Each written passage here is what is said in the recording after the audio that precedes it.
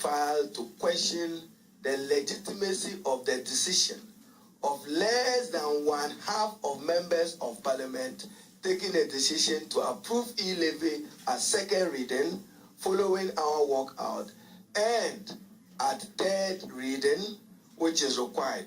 For those of you who want to appreciate it, Article 104 provides expressly, except otherwise provided in this constitution, matters in parliament shall be determined by the votes of the majority of members present and voting, with at least half of the members in parliament present. Was half of the members of parliament present when they took it through third reading? Our constitution, the framers, provided an elaborate roadmap for the consideration of bills. It's been advertised or taken through agency.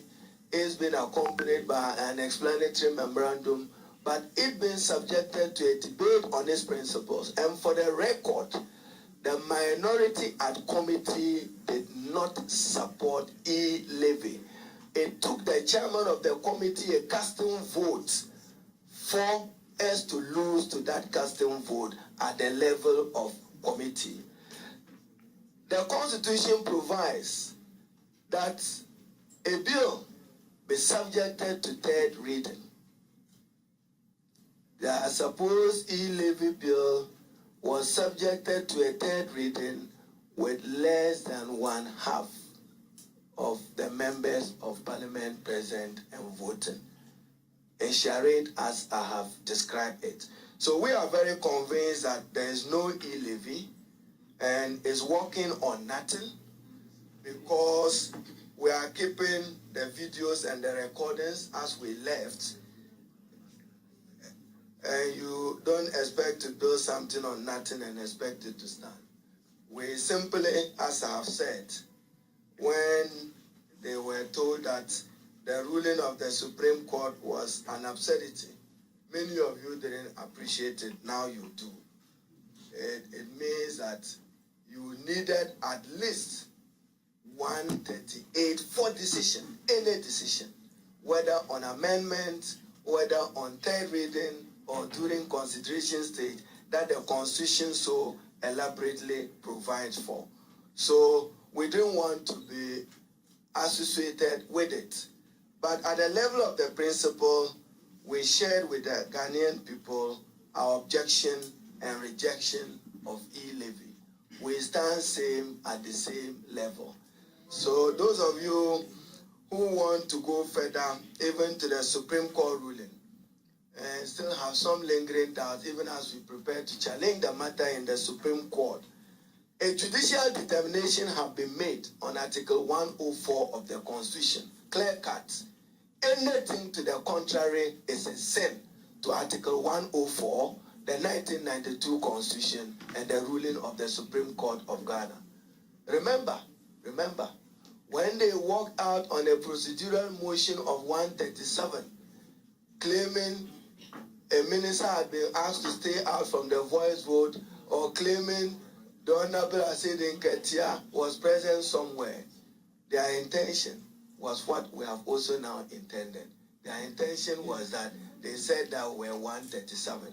They are less than 137. And that is what mandated them to go to court to question our decision on 30th November, saying that you could not have a decision with less than 138, without 138 interpreted to include the first deputy speaker. I should also let the Ghanaian public appreciate that this morning we walked in with some difficulty because of the matter of Asinov.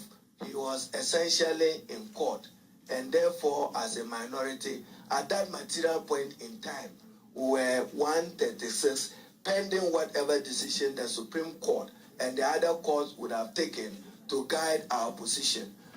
But we had advised his lawyers, who were also further going to file a stay of execution at the Cape Coast Court.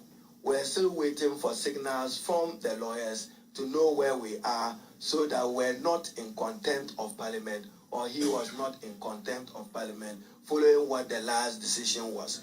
So, in summary, ladies and gentlemen of the press, we are convinced that the majority of less than 137 in the chamber conducting business only proceeded on illegal and unconstitutional business, which is a sin on Article 104 as interpreted by the Supreme Court as a nullity in the Justice Ablai versus the Supreme Court.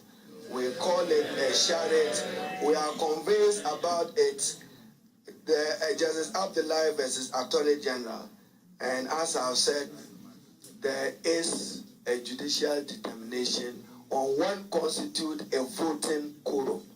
The Supreme Court drew their own distinction between what they call a general quorum or a debate quorum and a voting quorum, which voting quorum is a decision quorum. We are convinced beyond shadow of doubt that Parliament did not have the numbers to take any decision that should bind on Parliament and bind on the Ghanaian people. I'll be happy to answer a few questions from you. Thank you. Thank you very much, leader. So let's just see. We'll start. You mention your name, and then we'll go. So let's start this way. Parker. We'll start with Parker, then the lady, and then the gentleman. The three of you. Then we'll go that way.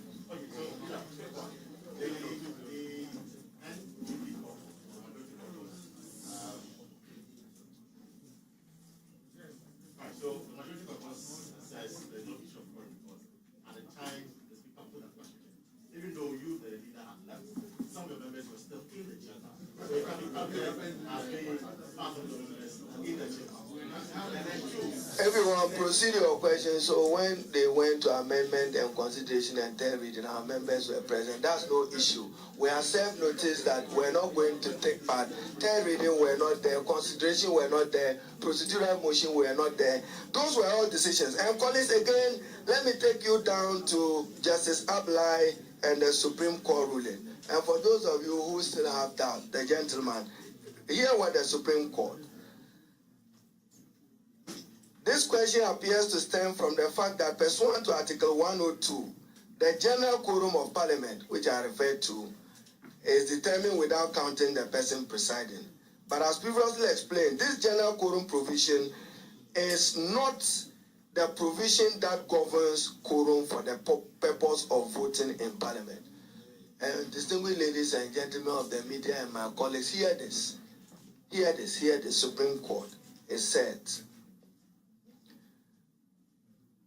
that is dealt with under Article 104, which says the voting quorum at 1/2 of the membership of Parliament. Thus, I'm quoting, read together with Article 104.1. The quorum contemplated in Article 102 should be properly understood to mean the quorum for all other business of Parliament. Then it says quorum for voting, Article 104.1. That number cannot be less than 138. As poor as our maths and arithmetic is, less Ajua Safo is 137, less 1/2 of Parliament is equal to a charade of a decision that they think that is constitutionally mandated. Continue with your question. The second leg to it, I mean, you just told us from the house that, 136. We know the standard order is clear. When the motion is tied, it's lost. So why didn't you take the decision to work out knowing very well that you just stayed? We work based on intel. There was one of our colleagues, and we didn't want to see a sick person being forced into Parliament in that state.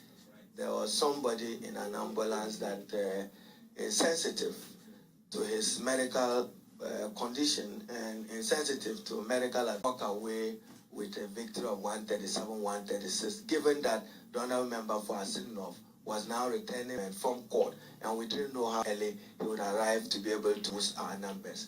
So get it right, and we still were filing the stay of execution, which now has been properly and adequately filed.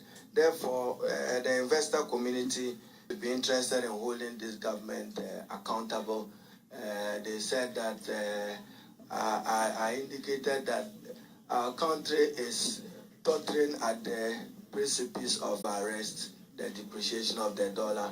He thought it was an easy throw. It will arrest the depreciation of the city.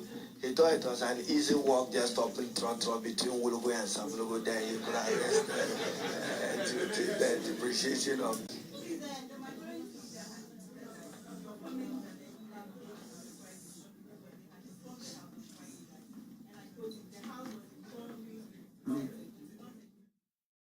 So what you have on your screens now are live shots from Parliament. Clearly the minority raising questions and confirming now that they may be tested. They referred to some constitutional passage of the E-Levy a couple of hours ago. Let's bring you excerpts of that constitutional provision that the minority leader was referring to, which has got to do with a case involving one private legal practitioner, Justice Abdullahi. And then that interpretation came through from the Supreme Court. So you have excerpts of the Supreme Court ruling indicating Article 102 of the Constitution, indicating that a quorum in Parliament, apart from the person presiding, shall be 1/3 of all the members of Parliament. Now, that is the non-voting quorum. But the explanation from the Supreme Court also indicates that there's the Article 104